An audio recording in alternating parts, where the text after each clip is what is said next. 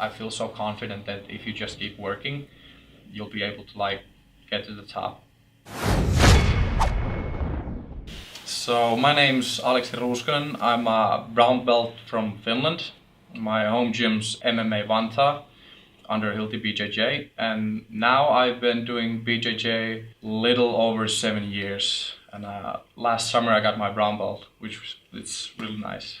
I come from a country that doesn't have that many like the top level BJJ athletes. A lot of the toughest guys come from the States and from Brazil. So what I do is that I have to study a lot of them.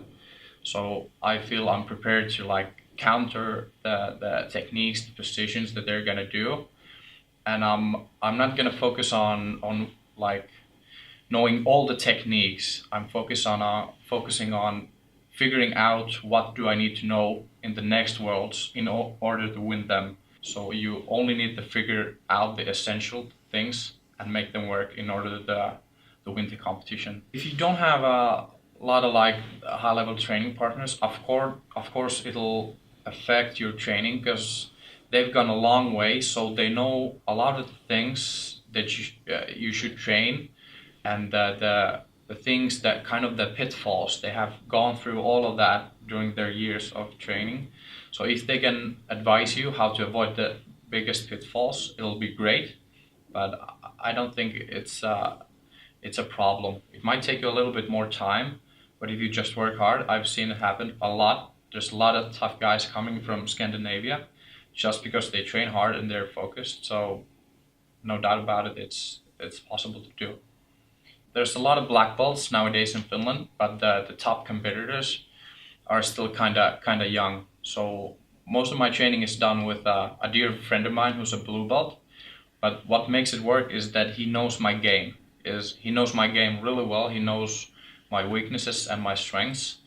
Plus, he's also a competitor. So even though he's a blue belt, every day he comes to train with the focus on getting his game better and exploiting my weaknesses. So he keeps me on the edge every day. So I don't get comfortable. I have to be sharp in every training in order to like kind of survive, even though he's not that high level.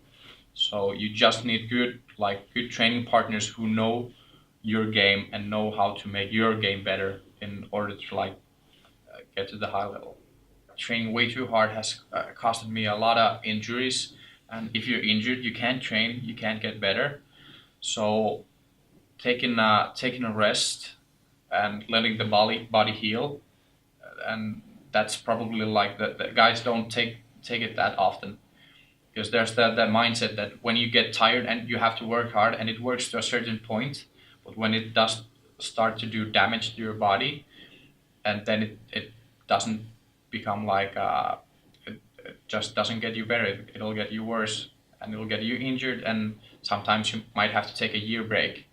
And if you're 1 year out of the competitions and the guys train for 1 year, they'll get so much more training than you, and they'll get ahead of you, and it's hard to catch them after that.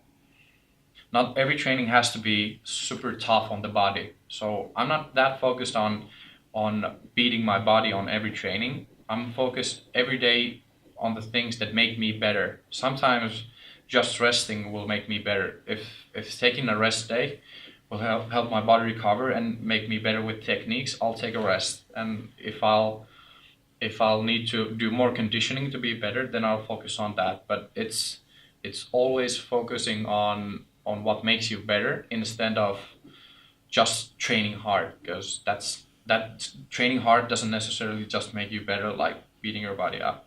And that's why I think that if you can train like 1 hour a day, 2 hours a day, if you use it smart, you can get a lot better than the guys that just do like a lot of repetitions for many hours. If they don't have the focus on the improvements, like if they come into the training and leave out without gaining any new knowledge, it's mostly conditioning, and it's good, but I focus on the like training smart. It doesn't work well for everybody, but it's how I like to think about my training.